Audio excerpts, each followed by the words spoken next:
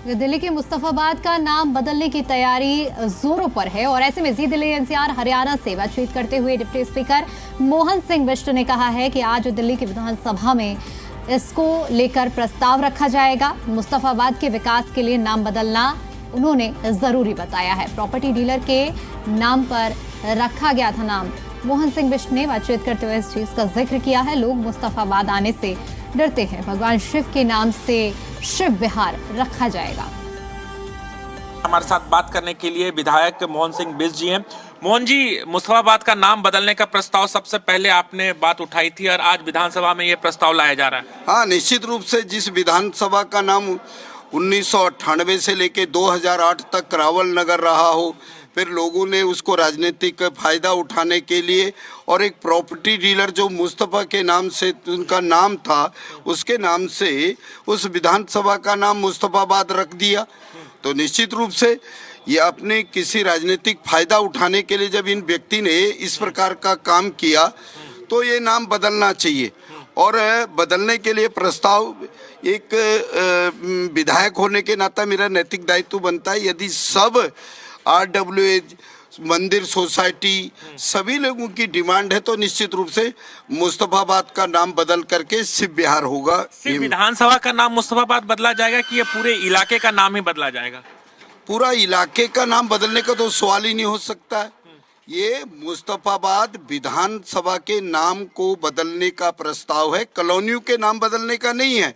यहाँ तो मेरी ब्रिजपुरी है, नेहरू विहार है, चांदबाग है, मुस्तफाबाद है, रामा गार्डन है, महालक्ष्मी इनक्लेव है, अमर विहार है, शिव विहार है, अंबिका विहार है, शांति नगर है। बहुत सी ऐसी कॉलोनियाँ हैं, दयालपुर है, बहुत सी ऐसी कॉलोनियाँ हैं।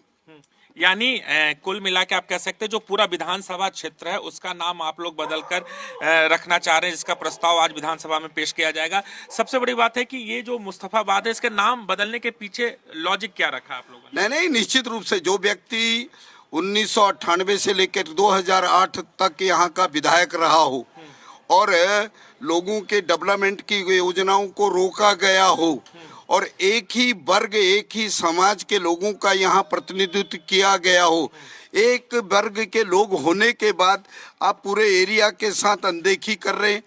मैं तो 17 साल के बाद इस मुस्तफाबाद विधानसभा में गया हूँ और 17 साल के बाद जिस प्रकार से लोगों ने मुझे हाथों हाथ लिया और इतनी बड़ी जीत दिलाई, तो निश्चित रूप से लोगों को जनभावनाओं में जैसी ठेस पहुंची होगी, जैसा लोगों को अपना परेशानी का अनुभव हुआ होगा, तो इसीलिए तो उन्होंने मुझे वोट दिया, इसीलिए तो मैं जीत के आया हूं।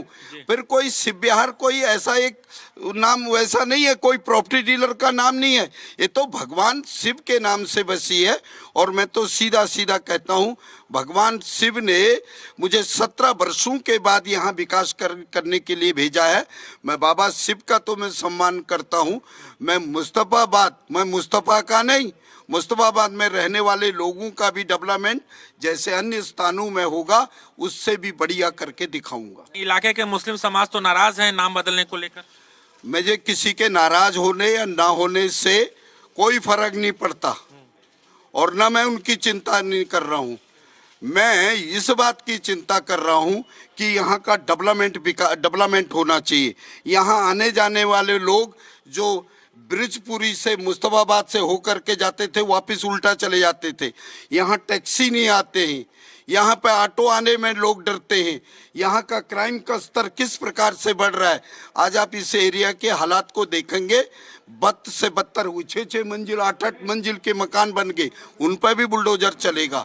हम पीछे बिल्कुल नहीं हटेंगे। मान लिया यानी अवैध निर्माण पर भी बुलडोजर चलाने निश्चित रूप से यदि इस गली के अंदर 100 परिवार के रहने वाले लोगों के लिए इसकी व्यवस्था की गई, बिजली दिया गया, पानी दिया गया, सीवर सिस्टम को किया गया, सड़कों की व्यवस्था की गई, ये 100 परिवारों के आधार पर की गई। ये नहीं कि यहाँ 1000 या 2000 लोग यहाँ करके 5-5 या 6-6 मंजिल के मकानों में आकर के बस जाएं, वो बिल्कुल स्वीकार नहीं होगा।